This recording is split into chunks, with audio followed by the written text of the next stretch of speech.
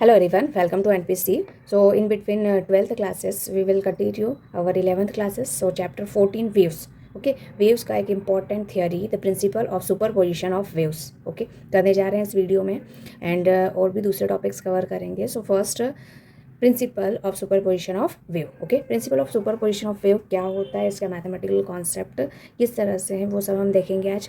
देखिए, principal of superposition waves में जब भी टू वेव्स मीडियम में प्रोपेगेट होती, ठीक है, और किसी पॉइंट पे दोनों जाके मिलती है, सुपर इम्पोज होती है, तो उस पॉइंट पे जो नेट डिस्प्लेसमेंट है वो कहीं ना कहीं वेरी करेगा. और वो किस तरह से वेरी करेगा, वो डिपेंड करेगा कि दोनों वेव्स कितने फेज़ में है. ठीक है, दोनों के बीच में फेज़ का डिफरेंस क्या है.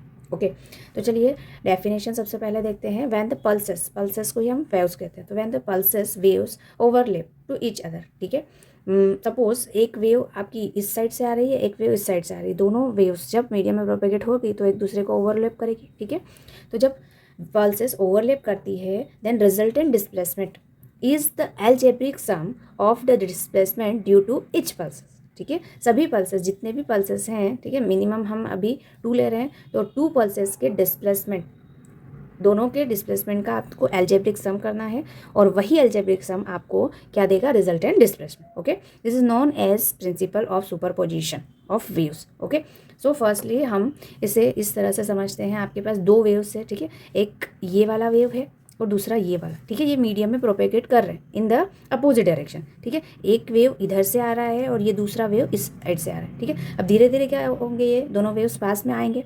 ओके, यहाँ पे थोड़ा डिस्टेंस है, फिर यहाँ पे पास में आ गए. अब इस पॉइंट पे आपको एक अलग ही पैटर्न देखने को मिल रहा है. इसमें ये है कि जब दोनों वेव्स सेम फेज में, सेम फेज का मतलब ये वाला वेव, ठीक है, ये वाला जो वेव है वो सेम एम्पलीट्यूड और सेम फेज में. सेम फेज का मतलब ये वेव जब मैक्सिमम डिस्टेंस पे होगा तो सेकंड वाला वेव भी मैक्सिमम पोजीशन पे होगा. ठीक है, फर्स्ट वाला वेव मिनिमम पोजीशन पे होगा तो सेकंड भी मिनिमम पोजीशन पे होगा, तो सेम फेज में है, तो उसका जो नेट डिस्प्लेसमेंट होगा that is 0.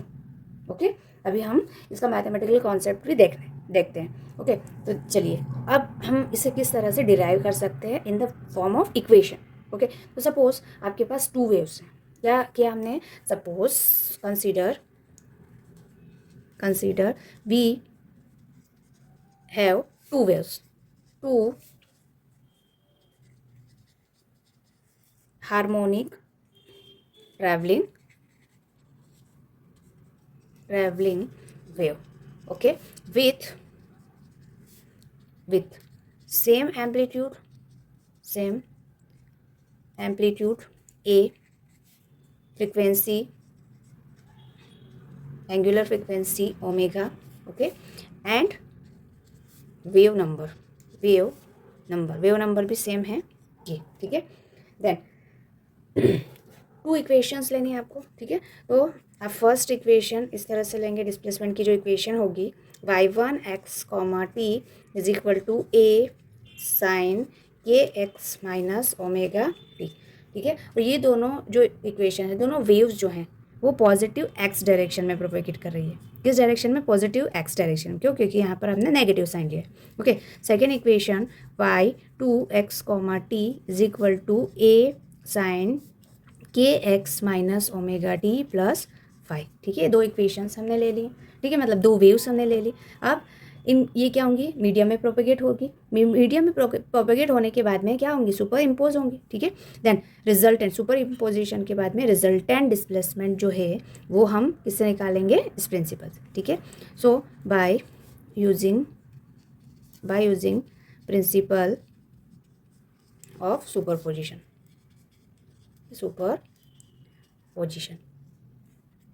Net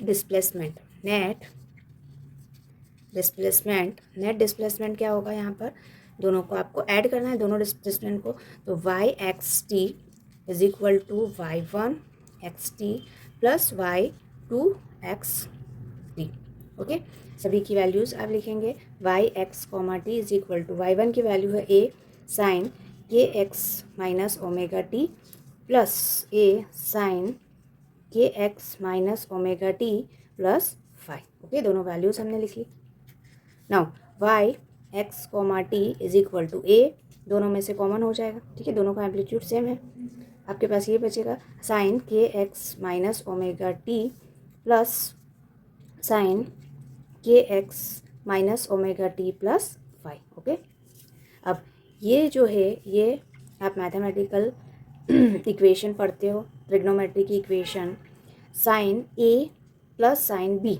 okay, sine A plus sine B ये होता है 2 sine A plus B by 2, A plus B by 2 and cos A minus B by 2 means minus में हो जाएगा।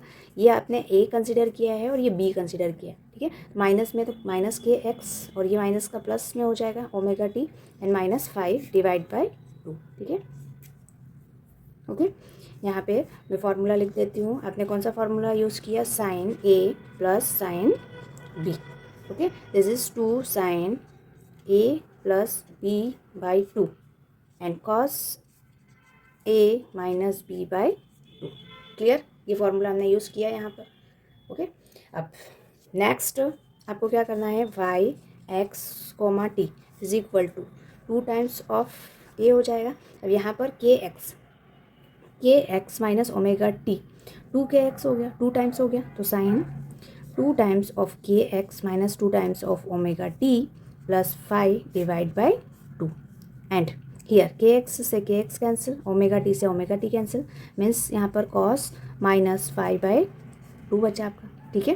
सो final equation we have Y x T is equals to 2 times of A sign.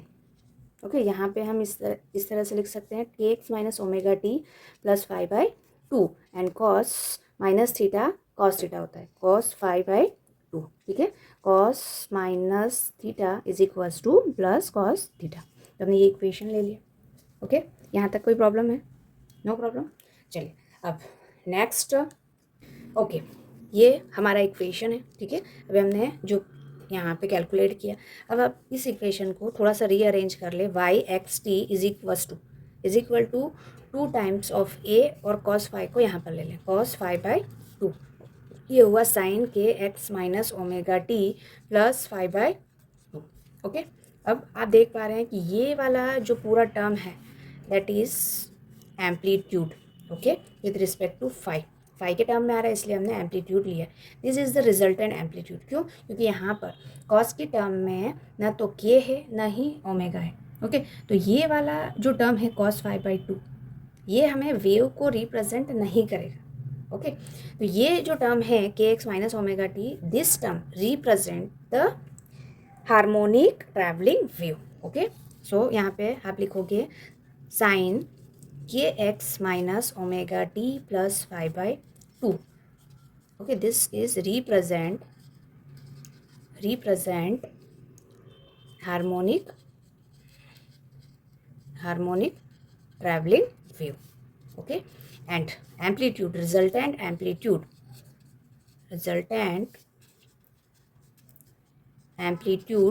is equal to a phi is equals to 2 times of a cos 5 by 2, ठीक है। अब यहाँ पे ये जो हार्मोनिक वेव इक्वेशन है, ठीक है, ये 5 बाई 2 के साथ में, इसका मतलब जो इसका इनिशियल फेज है with initial phase 5 by 2। Okay, initial phase क्या है इसका? 5 बाई 2। ओके, एम्पलीट्यूड जो रिजल्टेंट एम्पलीट्यूड है वो है आपका 2 times of A cos 5 by 2। अब यहाँ पे हम 2 केसेस लेंगे, 2 important cases. Okay, first case में हमने फाई की वैल्यू को ज़ीरो लिया। अगर आप फाई की वैल्यू को ज़ीरो लेंगे तो जो एम्पलीट्यूड होगा वो क्या होगा? ठीक है, देखो एम्पलीट्यूड ए फाई जो है वो क्या होगा? फाई की वैल्यू तो ज़ीरो होगी यहाँ पे, सो 2 टाइम्स ऑफ ए कॉस 0 और कॉस 0 की वैल्यू 1, तो एम्पलीट्यूड हो गया आपका 2 टाइम्स ऑफ ए। मतलब ये मैक्सिमम एम्पलीट्यूड है आपका। क्या है? Maximum amplitude. ओके, जब आप phi is equal to 0 put करेंगे यहाँ पर भी, तो आपका जो इक्वेशन है, ये वाला जो इक्वेशन है डिस्प्लेसमेंट का इक्वेशन, ओके, डिस्प्लेसमेंट